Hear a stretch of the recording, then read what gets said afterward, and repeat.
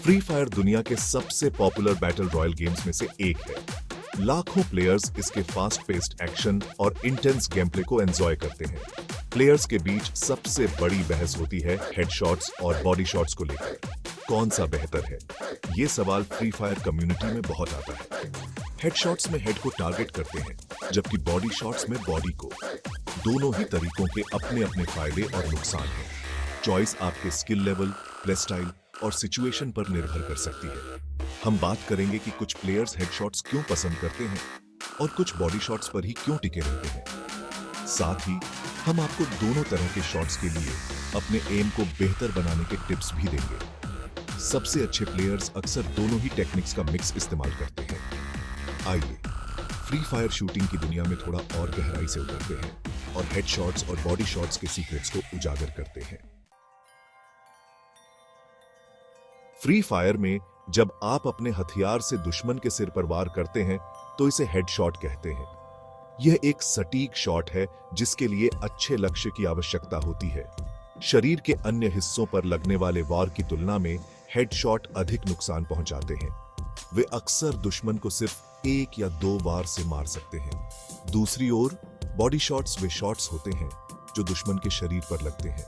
इसमें छाती, हाथ और पैर शामिल हैं। बॉडी शॉट्स को लैंड कराना आसान होता है क्योंकि टारगेट एरिया बड़ा होता है। ये हेडशॉट्स जितना नुकसान नहीं पहुंचाते हैं, लेकिन ये ज्यादा असरदार होते हैं। फ्री फायर में गेम मैकेनिक्स अलग अलग बॉडी पार्ट्स को अलग अलग डैमेज वैल्यू देता है। सिर में सबसे ज्यादा डैमेज मल्टीप्लायर होता है। यह जानना कि हेडशॉट के लिए कब जाना है और शरीर को कब निशाना बनाना है आपको ज्यादा फाइट जीतने में मदद कर सकता है। गेम में बेहतर निर्णय लेने में आपकी मदद करने के लिए आइए प्रत्येक प्रकार के शॉट के बारे में विस्तार से जानें। फ्री फायर में शूटिंग का सबसे अहम हिस्सा हेडशॉट्स होते हैं। एक सही जगह पर लगाया गया हेडशॉट दुश्मन को पूरी हेल्थ और आर्मर के साथ सिर्फ 1 या 2 शॉट्स में ही ढेर कर सकता है। यह हेडशॉट्स को अविश्वसनीय रूप से शक्तिशाली बनाता है। उदाहरण के लिए स्नाइपर राइफल्स और शॉटगन अक्सर एक ही हेडशॉट से दुश्मन को खत्म कर सकते हैं। हालांकि हेडशॉट्स की शक्ति एक कमी के साथ आती है। हेडशॉट मिस करने से आप असुरक्षित हो सकते हैं। जबकि हेडशॉट्स शक्तिशाली होते हैं, लेकिन इन्हें लगातार लगाना भी चुनौतीपूर्ण होता है। सिर एक छोटा टारगेट होता है जो अक्सर आपकी स्क्रीन पर तेजी से घूमता रहता है। इससे हिट करना मुश्किल हो जाता है, खासकर जब आप भी हिल रहे हों या दबाव में हों। सबसे बड़ी चुनौतियों में से एक है रिकॉइल से निपटना। जब आप फ्री फायर में कोई हथियार फायर करते हैं तो वह ऊपर की ओर उठता है। यह रिकॉइल आपके लक्ष्य को भटका सकता है, जिससे दुश्मन के सिर पर अपना क्रॉस हेयर रखना मुश्किल हो जाता है।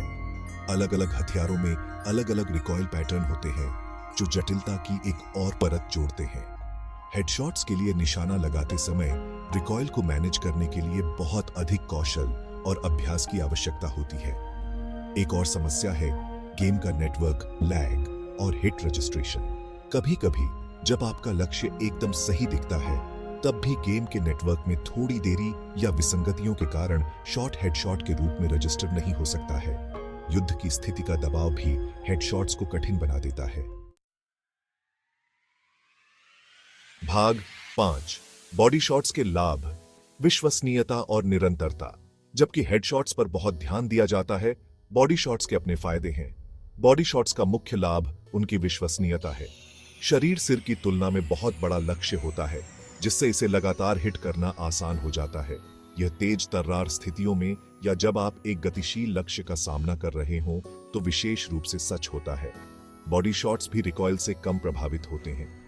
चूंकि आप एक बड़े क्षेत्र को निशाना बना रहे हैं, इसलिए आपके हथियार की छोटी हरकतें उतनी मायने नहीं रखती हैं। इससे स्वचालित हथियारों को नियंत्रित करना और लगातार कई प्रहार करना आसान हो जाता है। नए खिलाड़ियों या जो अभी भी अपने लक्ष्य में सुधार कर रहे हैं, उनके लिए बॉडी शॉट्स पर ध्यान केंद्रित करने से अधिक सुसंगत क्षति आउटपुट हो सकता है। बॉडी शॉट्स का एक और फायदा यह है कि वे सभी प्रकार के हथियारों के साथ अच्छा काम करते हैं। यह बहुमुखी प्रतिभा आपको अपनी लक्ष्य तकनीक को बहुत अधिक बदले बिना अलग अलग लोडआउट और प्ले स्टाइल के अनुकूल होने की अनुमति देती है।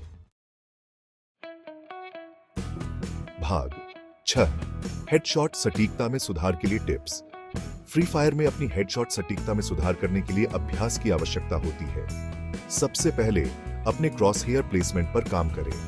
जब आप मैप के चारों ओर घूमते हैं तो अपने क्रॉस हेयर को सिर के स्तर पर रखें। इस तरह जब कोई दुश्मन दिखाई देता है तो आप पहले से ही सही ऊंचाई पर निशाना लगा रहे होते हैं। इसकी आदत पड़ने में थोड़ा समय लगता है, लेकिन यह आपके रिएक्शन टाइम में सुधार कर सकता है।